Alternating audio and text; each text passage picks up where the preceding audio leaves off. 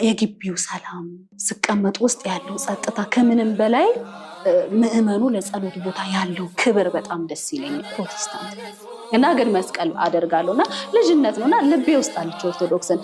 አደግ ብዬ ደግሞ አገልግሎት ውስጥም ከገባው በኋላ አንዳንድ ጊዜ ኦርቶዶክስን ስናይ እንቀናለን።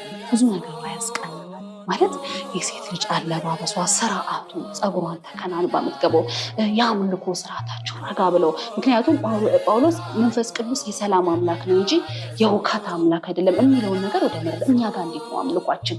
ጨርቃችን ጥለን ለጌታ ነው እንላለን። ሼክ እየጠነስኩኝ ለጌታ ነው፣ እንዲህ ቂጤን እንዲህ እያደረኩ ለጌታ ነው። ውባለም አሞኝ እስቲ ያው ቪዲዮቹን ተመልከቱ።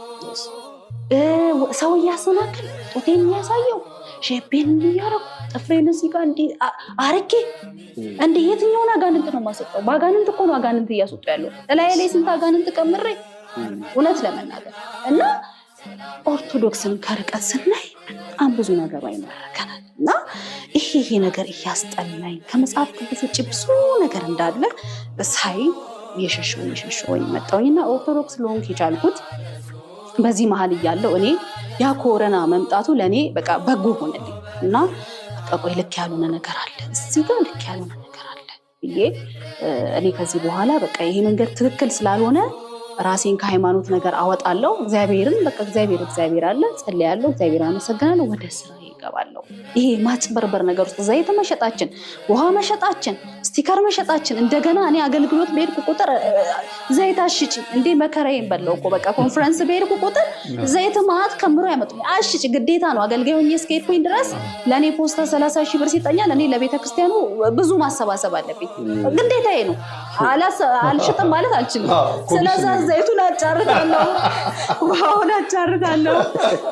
አልበቃ እንዲህ ክፍለ ሀገር ማስሄድ የማያመጡልኝ ነገር አለ። ፍየል አጫርቼ ይሉኛል እግዚአብሔር።